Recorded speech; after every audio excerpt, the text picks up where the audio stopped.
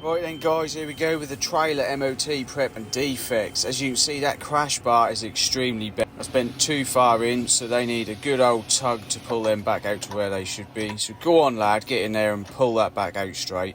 The easier option would be to use a forklift, but while we're in the workshop, I ain't got room to get it in there, so I thought I'm just going to manhandle it and give it a good old tug.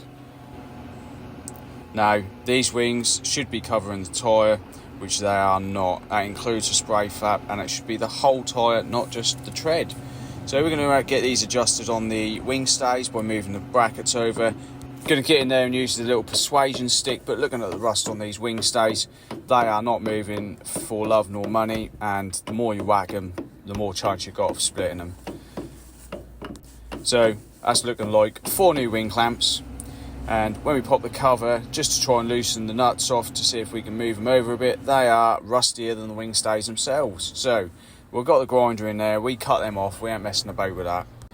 Then I quickly ran off to the stores, got 4 new wing clamps, nuts and the back plates.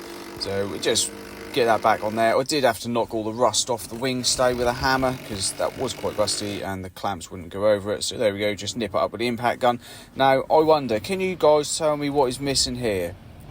Definitely should be something there, and now I'm going to go and repair it.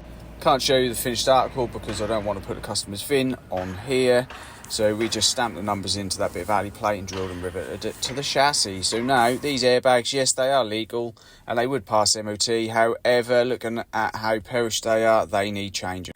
We've got 4 of them to do, and I always look at them when you can rub your hand across the rubber and little rubber pellets come off in your hand. That bag is well too perished and needs to be changed. So that's one out.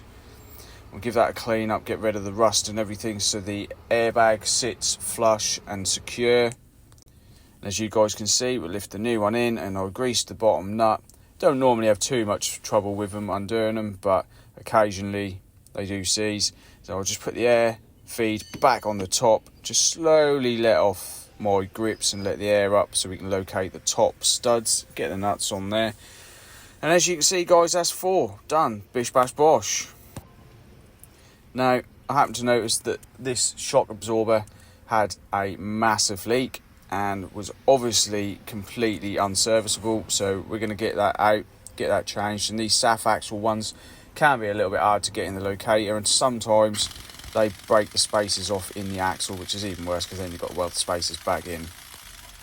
Luckily, the 3/4 gun undone the top shock bolt, and yes, I am having to sit down and taking the weight off my feet, but I am killing 2 birds with 1 stone. I'm just pressing this shock in to make sure it's the same length as the one that I took off, because they do 2 different lengths of these shocks. And as you can see, that bush is completely and utterly useless.